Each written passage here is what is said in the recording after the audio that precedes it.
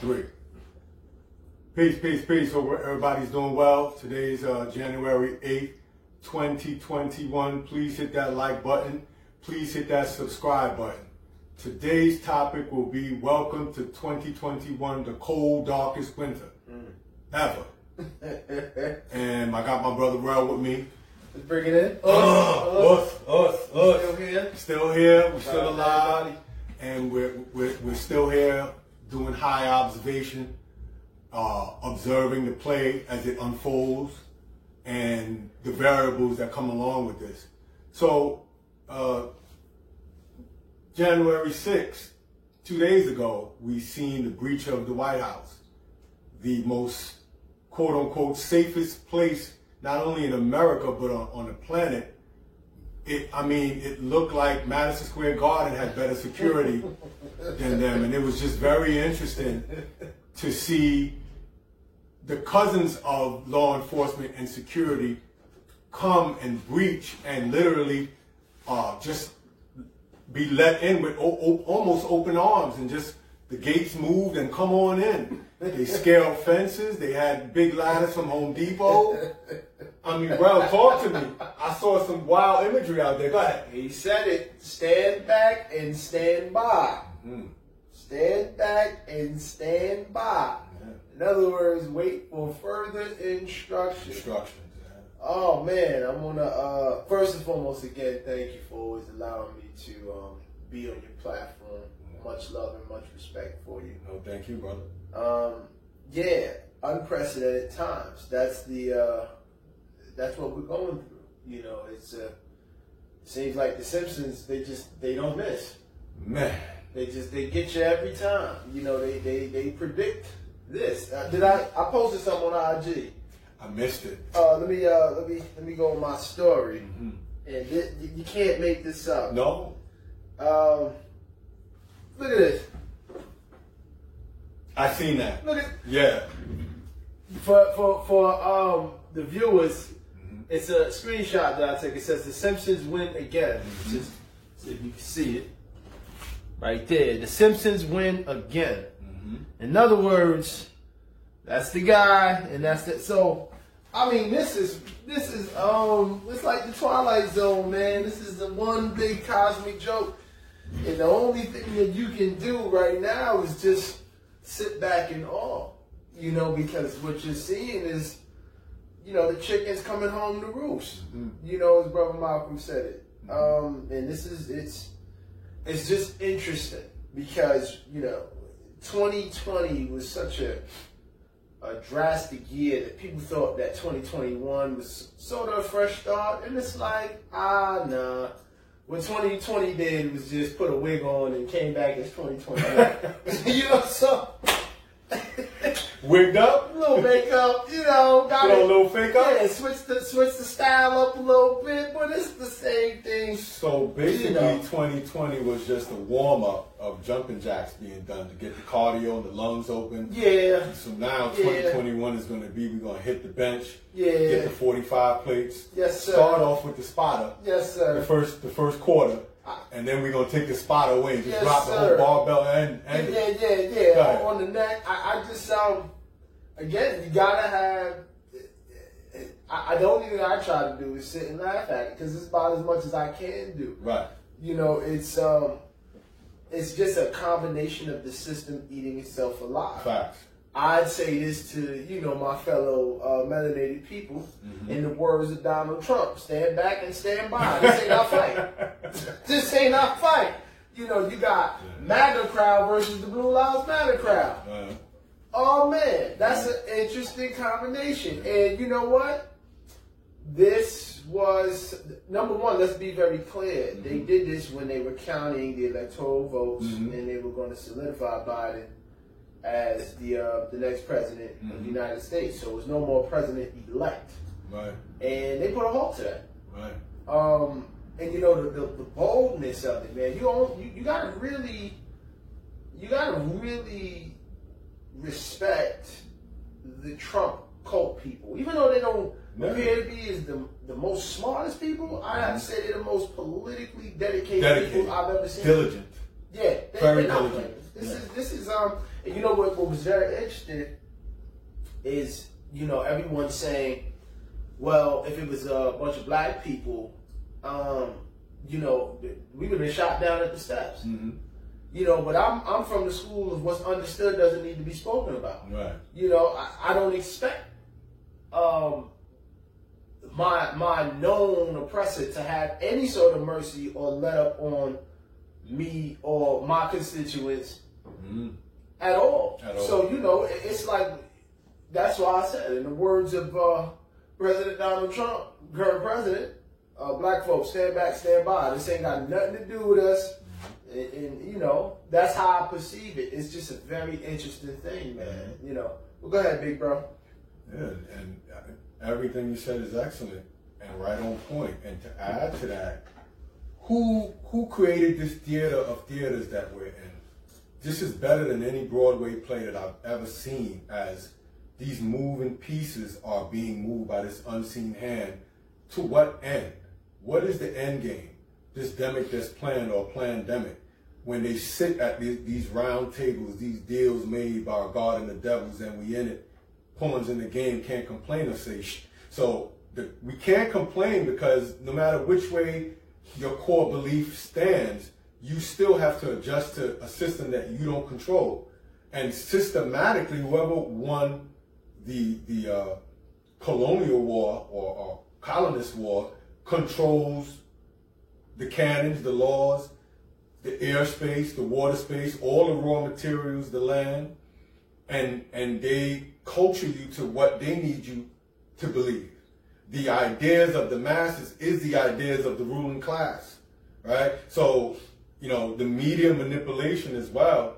So many things you're being hit with. So last year we have COVID, certificate of vaccination ID. So now with this vaccination, say that one more time. The COVID, the certificate of vaccination ID, identification. So now you merge that with the crypto digital age that we're about to go into, and they might not force you right away to get vaccinated for those who don't want to get vaccinated, but you're going to have a wallet at some point, because the death of the dollar is pretty much here. Yeah. You're going to have a wallet on your phone, and they can activate and deactivate it, just like China, communist China, and they have a social credit system there. So if you're not incongruent with the system, they'll just lock you out of the system, right. Which means you can't buy a loaf of bread, you can't get on the train, you can't put gas in your car, you can't travel or get on an airplane. So, you know, if you get locked out of the system, you have to ask yourself, what is your contingency plan? Was any wealth calcified to you when you were born, and you have a backup plan if you get locked out of this system? Can you go off grid? Most of us are not in a position to go off grid. Well, what do you think about that? Well, you said something about the arriving digital age, and I would love to build on that. Okay. The digital age of currency has been in effect since we've been taking off the gold standard, and the Fed was able to digitally print money.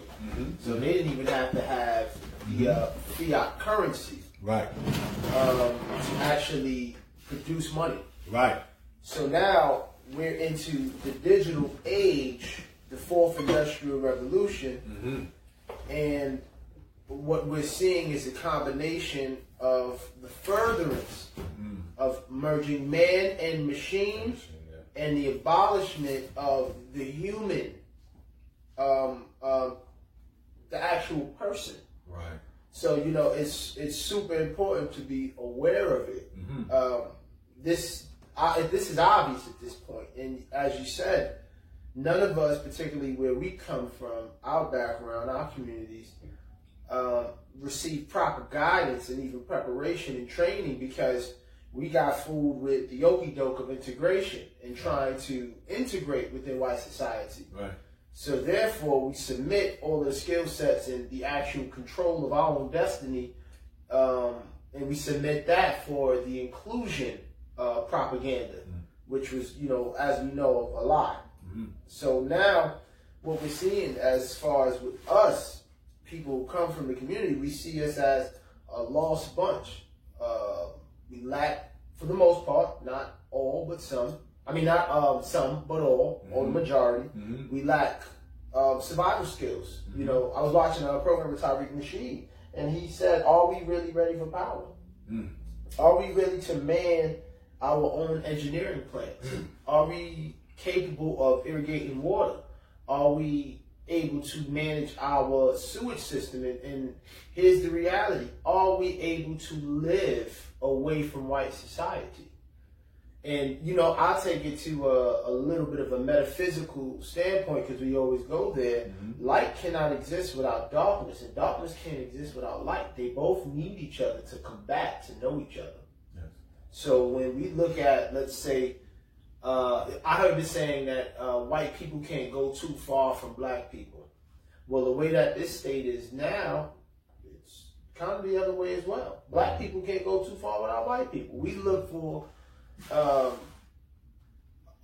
mean, pretty much we look for a minority of the Earth's population to rule and make sure that certain things are in place so that we can live the comfort and cushy lives that we have grown accustomed to. And we're all guilty of it. And it's unfortunate. You know, it's unfortunate. As you said, can we farm? Most of us can't. You know, can we program? How are we in terms of STEM? What is the black population in terms of science, technology, engineering, and math? Where do we rank at in terms of these particular fields, particularly in the United States?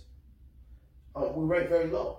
We're high in entertainment, high in prison population. We're high in everything else except things that actually can really advance a society. And it's unfortunate because when we came out of Reconstruction, we were geared to be prime and powerful within the United States, but we fell for the okie doke, the integration law. Well said, well said. Black people can't exist without white people, quote unquote, perfect. I thought about that many years ago, and I said, if we got away, if they was to let us go, what would happen? How much, remember, we lost our managerial skills, first and foremost. The ability to self-autonomize ourselves was lost in integration. In the 20s, 30s, and 40s, and 50s, we still had a dependency, but it was we assimilated, we didn't integrate. Right. See, Asian people come here and they assimilate. They don't integrate. Right. So they have a level of self-sufficiency, and more importantly, they have a land of their own that they can go back to. Right. And as identification. Their culture has not been alienated. Ours has. Right. So all the customs, all the social cues, we follow the European Anglo-Saxons. If they do follow it, it's merged with their own culture. Right. But they never lose track of finances. Right. And economics and wealth calcification and competing. They understand that this is a world of competition, which is what I tell my son all the time. He's right behind the camera. Y'all can't see him. This is a world of competition. And yeah, you know, people can be cordial, but make no mistake, if you're not competing and you don't have a skill set to compete, what's his name? Kevin Samuels. Right. He talks about high-valued men. High value. And women. It's, you know, certain things I agree with, you know, to be the top earner, but then being a high-valued man is a little bit more than being a top earner. Because you could be a top earner, but then there's other skill sets that you lack. So I think it's a little bit more encompassing than just the finances. I think he said $10,000 for at Georgia, $30,000, I would say, here from New York. Right. That brings you to $360,000 gross annually. Right. At net, that brings you down to about $300,000. Right. Between the couple. Right. And then each child after that, in my estimation, you need $30,000 extra on top of the $300,000. Right. Net and net in order, because remember, children absorb economic energy. $500,000. Right. Let's just call it $500,000. Yeah, to so really execute. To truly execute. Right. And especially. then have room for error. Because error is guaranteed. Error is guaranteed. And then you need disposable income to take risks. Right. At least to the tune of $50,000 to $100,000 annually. Yeah. So this is why the $300,000 mark, I would say. And that's middle class. And that's middle class. That's factor in inflation. Right. And inflation, son. You know, remember I always told you about inflation. So with all of this happening right now, everything is going up except your pay. Right. So everything, the price of everything is inflating. And so another thing too, going back to Kevin Samuels real quick, because this is all related. He said that the market, he said market value? No. Not, he said the marketplace determines value. Right. So the place of the market is in the mind of all the observers and the general consensus of what we think a price is. Right. Of something. Right. That's how come it goes up. And we all agree that this loaf of bread now is going to be $30-something. Right. As opposed to what it was previously. Right. And we all agree that this is the number. Inflation, sorry. So now you have to blend in and be able to match these numbers. Everyone has a number on them. Right. And people are requesting numbers from you. And if you can't match the number, they'll lock you out of commerce in the system. Got it? Right. And yeah, going back to what you said, the group that, and I want to kind of paraphrase it to make an ultimate point. Mm-hmm.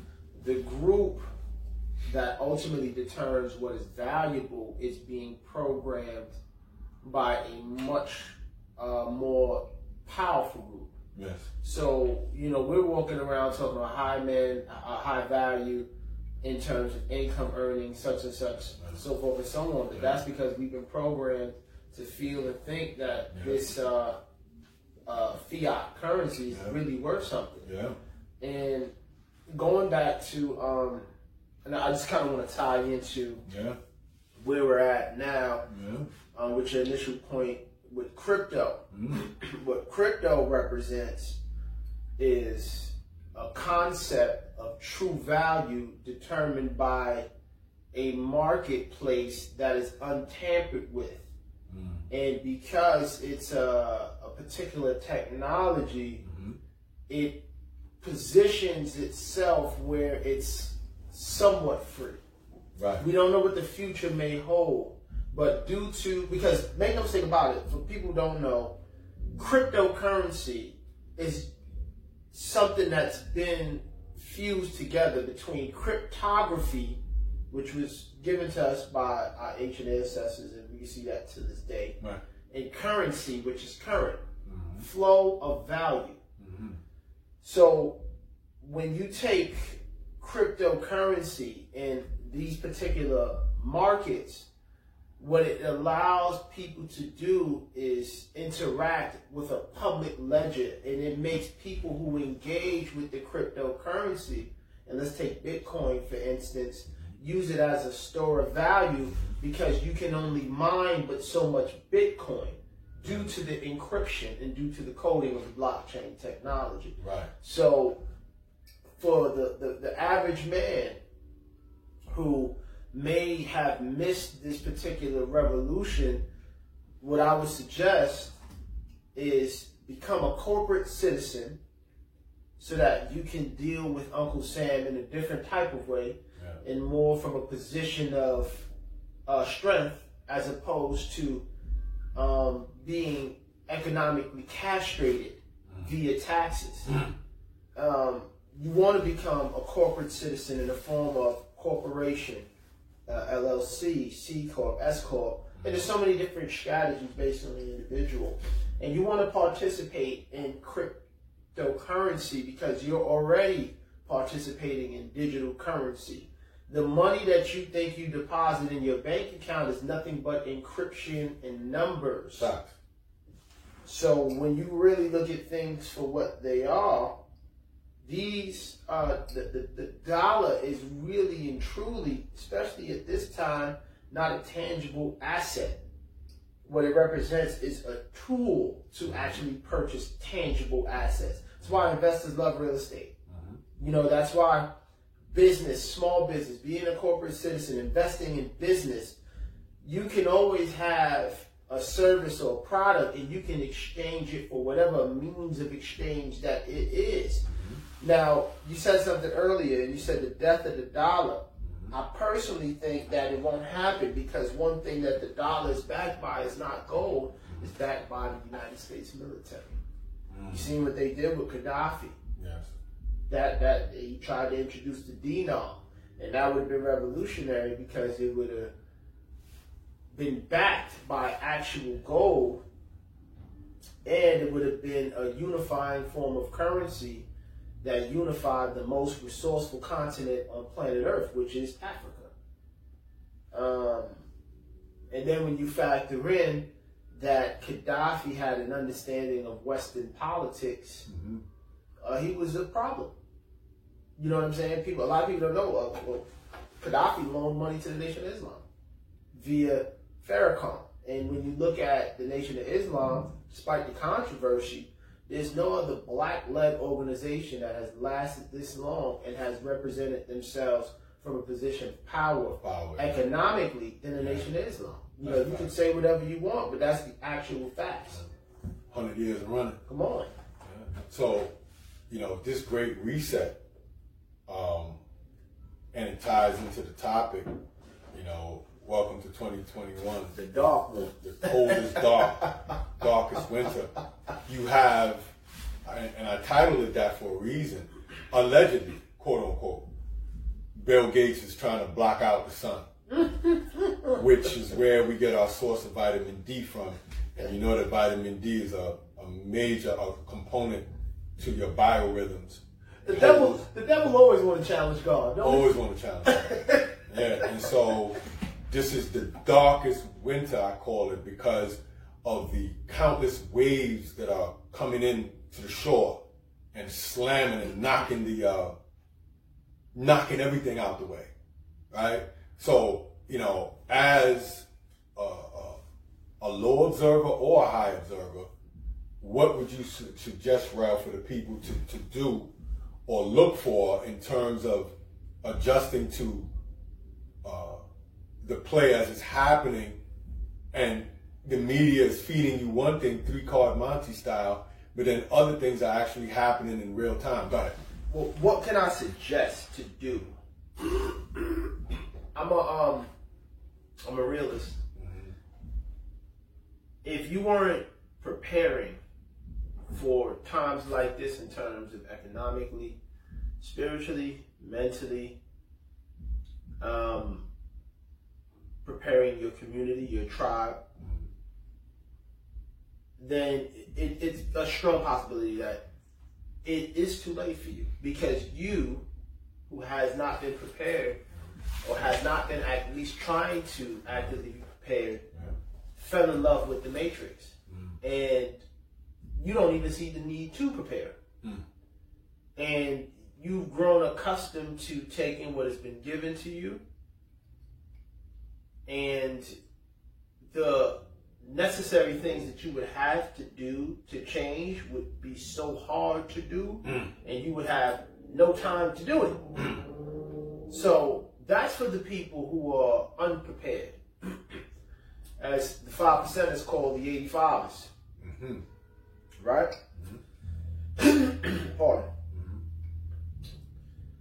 Now, for the 5%, we already understood what was coming. The question is, what did you do about it? Now, if you prepared yourself as a corporate citizen, if you created business infrastructure where you can trade product or service for value, and that value could then, help you navigate within whatever exchange of value it is that is going to switch to, because it's coming. Switch is coming. But the Fed is going to try to control it. Pretty much. Top to bottom. If you weren't looking into different forms of value and storage of value, such as crypto, gold, silver, precious metals, you were already preparing. If obviously with the Second Amendment, practicing that, doing it within the legal bounds. That's very important. And that's all I'm going to say about that. And learning skill sets that are actual skill sets that can build societies. Like my father always told me to get a trade. I'm so happy he did. Yeah. My father's a plumber by trade. Right. Right? I'm an electrician. Right. Those two pillars, along with carpentry, Right. can literally build a society. That's true. Because water is necessary for electricity. Facts. Electricity provides light. Facts. Once you are in that type of space and element, You can't go wrong. you can't go wrong. The next step would be carpentry. But the interesting about carpentry is carpentry and electricity work hand in hand. So if you know how to build, use your hands, and participate in actively getting trades that's necessary for you to actually survive, you can actually be very marketable. Now, will this transaction or transition, I should say, be violent? Yeah, there will be some violence. But the way that the game is sewn up now is you're going to want to volunteer for it because you have no other choice. Everyone loves the Matrix, whether they like it or not. Even no matter how they Everyone loves the criticize Matrix. it. Let me ask you another question. Sure. So, in my estimation, I also, coined this the cold dark winter 2021 because of, the good old boys or whatever you want to call them. A lot of people don't realize that more than likely there's going to be a Timothy McVeigh repeat going on. In my humble estimation, right? If you get caught lacking in the wrong place, it is what it is. This group is so dedicated, they're not going to go away quietly like y'all think. So it's just things that you have to keep in mind. And I'm not trying to be the bearer of bad news. I'm a realist. I'm not an idealist. I've said this in previous videos. My OG Face put that in my brain many years ago. Said, "EB, I'm a realist. I'm a realist. I'm not an idealist," and that stuck with me. So I just deal with reality. It doesn't matter how painful it is, because when you don't deal with reality, you fall so far behind in beats that you can't catch up. Like what Rel was just saying to you earlier, that if you wasn't preparing, if you were so comfortable, you're so, in chess it's called being behind on time. That means that person, the development of their chess pieces is far better developed than yours. So falling asleep behind the wheel at the chessboard have so many of us in this situation. Plus our forefathers also fell asleep behind the wheel. So this is a perpetual thing that's going on. And I'm just sitting here doing high observation to see what is the best resolve for all of this. And, we got 5 minutes, so I'm going to let you speak to that real quick. Well, the resolve is to and if we're talking about black people in particular, the resolve is to, as I said, stand back and stand by. In democratic ran cities, the enemy shows itself in a different way, right? And it shows itself in a way where it propagates certain things so that we're killing ourselves from many different angles. Too much to talk about. Yes. Down south, middle America, overt. They're going to kill you in your face. What can you do to prepare yourself? Again, depends on where you're at as an individual. But one of the fundamental things that you must do is be a corporate citizen while you still can, and navigate the United Corporate States of America as a corporate citizen instead of a regular citizen. That puts you in a different type of economic understanding. Once you're in a different type of economic understanding, you position yourself in terms of exchange of value, being a business owner. If they flip to a dollar, a yen, a Japanese currency, because I own businesses, I can exchange my service and product for whatever currency is in exchange, which will allow me to purchase the basic necessities, food, clothing, and shelter. Yeah. When it comes to this vaccine, they're going to limit everything about it. I don't want to talk about it too much because people's channels get pulled down and flagged. True. Absolute facts. Yeah. But for people who must take this shot, understand something, that this here is an experimental drug. It has not been approved by FDA in terms of the standards that's required to approve a vaccination. So therefore, it is illegal by its own metrics to be forcefully given this vaccine. But as you said, what they're going to do is eliminate everything around you by making it a requirement. Yeah. If you have food, make sure you stockpile up on even more food. More food. If you in urban cities, it's a tough position to be in. Make sure that you have a constituent community, a tribe of 4 or 5 guys, and you guys sit down and establish protocol on what happens. The best place to do, or the best thing to do, is get somebody that you know that lives down south and establish some sort of relationship. Look, this is what I bring to the table. If it hits the fan and I need to run down there, I'm bringing this, I'm bringing X, Y, Z, so forth and so on, and we can build down there. Because Farrakhan said it best, the name of the game is land. And see, for the people who did not give up their land, they're at a big advantage. For the people that fled to the urban cities, we're at a disadvantage. So it's so important that we build these communities and bridges amongst people that we know that have access to land, because the land is what we have to live off of. Put it to you this way, if you were able to grow your food, if you were able to build your own home and protect your family, you wouldn't have to interact with the financial economic system. You would only have to pay your taxes.